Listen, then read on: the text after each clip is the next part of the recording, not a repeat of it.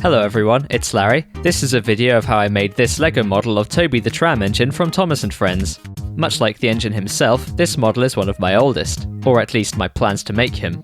I first attempted designing Toby 2.5 years ago when I realised that Toby's front would scale perfectly to these LEGO bricks. I'm not the only one who noticed this, as Thomas the LEGO engine has a similar model. Check them out if you want to see cute Sodor engines at an even smaller scale than mine. My first attempt was around the same time as my first Thomas model, but unlike Thomas, I never ended up finishing this one. I got a few things right with this one, like his overall shape and size, but the side bits at the bottom are way too much wider than the rest of him. To be clear, they have to stick out a bit to fit the wheels in, but this makes him look like a hovercraft. Other than that, nothing was really wrong with this one, but I didn't finish it and I forgot about it.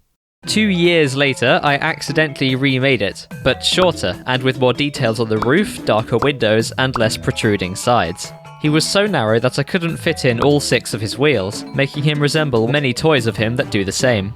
Eventually, after experimenting with various methods of putting the sides on, I decided he wasn't long enough anyway, and I expanded him, making room for all 6 wheels.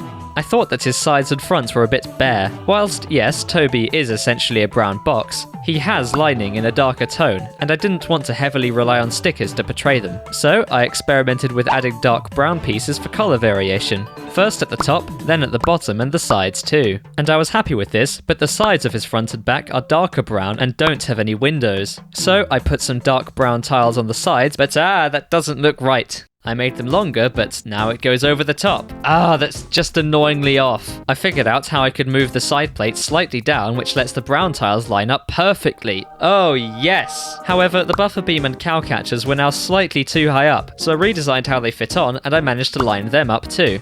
Well, I didn't think it was going to get any more perfect than this, so I made some instructions, I drew his face, and I ordered the pieces.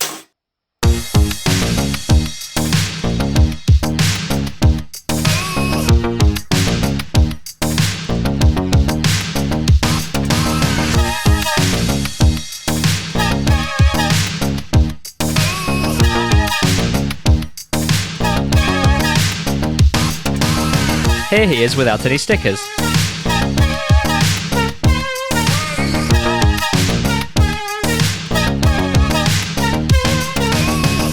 I cut out his face, stuck it on, and I was so happy with how it looked. There were 2 bits of lining on the sides that I did want to cut stickers for, as it just couldn't be done with pieces. I was happy with how complete it made the sides feel. Then, all that was left was cutting his number 7s out of adhesive vinyl. You wouldn't believe how easy it is to mess these up. I'd learnt my lesson from last time and made sure to draw them backwards, since I was drawing on the back.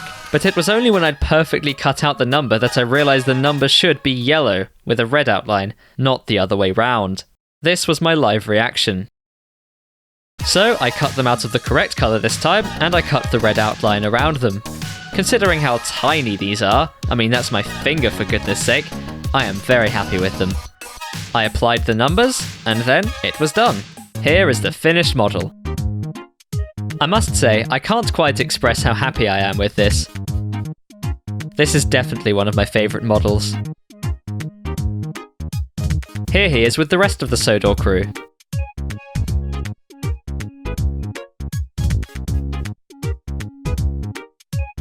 He glides down tracks very elegantly, and could just about do turns.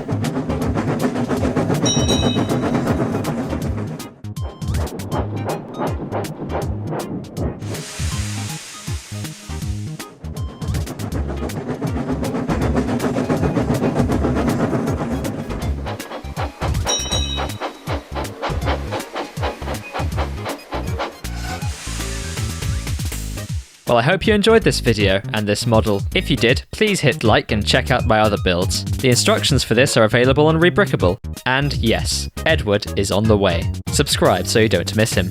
Thanks for watching.